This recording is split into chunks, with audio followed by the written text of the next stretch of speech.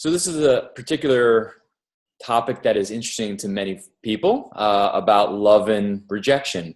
Mm-hmm. So the question I wanted to ask you, Larry, is how does fear of rejection get in the way of the love relationships that we all truly want?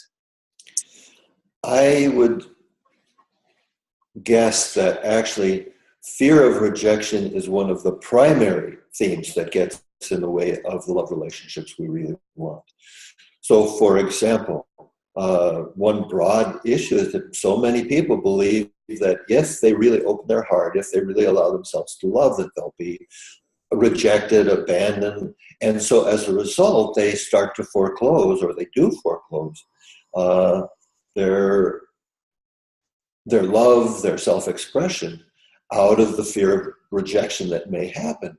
What they don't realize, what we as human beings tend not to realize, is that this fear of rejection exists in so many areas of our internal and external lives has to do more with what we do with it than what happens externally. And that's a distinction that I help clinicians understand, because it's so important that we all see that, yeah, of course, as human beings, we're going to be affected if we want a relationship with somebody and they don't want us, or if, parts of us are not welcomed, what we have to do with that.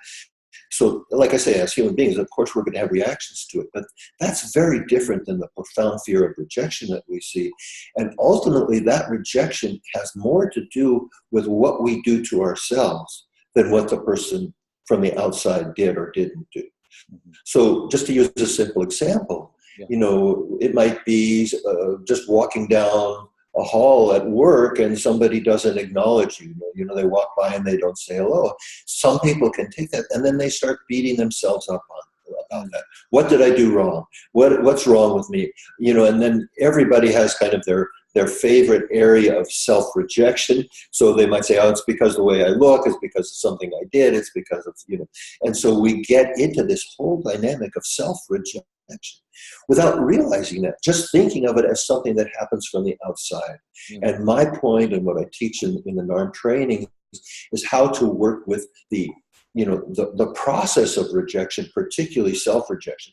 Once we see how much we are complicit in this whole rejection dynamic, then we are so much less dependent on, external circumstances for our sense of security. And it makes a huge difference in people's lives. And there's a big piece there, which is one of the NARM clinical skills that we focus on of reinforcing agency. There's a big piece of agency here about what we do with situations and how we perpetuate getting stuck, and, for example, in our own way of not developing the relationships we'd like to have. That's right. Those viewers who've seen the other little 10-minute clips that we've done have seen that the agency piece that you mentioned is what we call the third pillar of NARM. It's like it helps us to see our part in any emotional relational dynamic where we find ourselves stuck, that it takes us out of blaming the environment or feeling just like victims. It helps us to see what is our part in whatever the uncomfortable relational dynamic is that's going on. Yeah. And I would say most of the feedback I've gotten about people appreciating the NARM model has to do with the agency piece, because there's a way, we've talked about this in other videos, about how it's the psychological birth of the human is that we start to grow up as we're able to develop this relationship more based on agency with ourselves as adults. Absolutely. Yeah. I mean, just to add a piece about agency is like, there's a couple of different strategies. Some people identify more as the rejector. Other people identify more as the rejected. But those clinicians out there I'm certain will relate to the fact that when clients come in for couples therapy, for example, and if their whole focus stays on blaming each other for the problems of the relationship, the prognosis is not very good. The opposite is also true. When individuals in a relationship start taking agency for their part of whatever the rejection dynamics or whatever other dynamics are going on, then it has both a much healthier prospect for that particular relationship.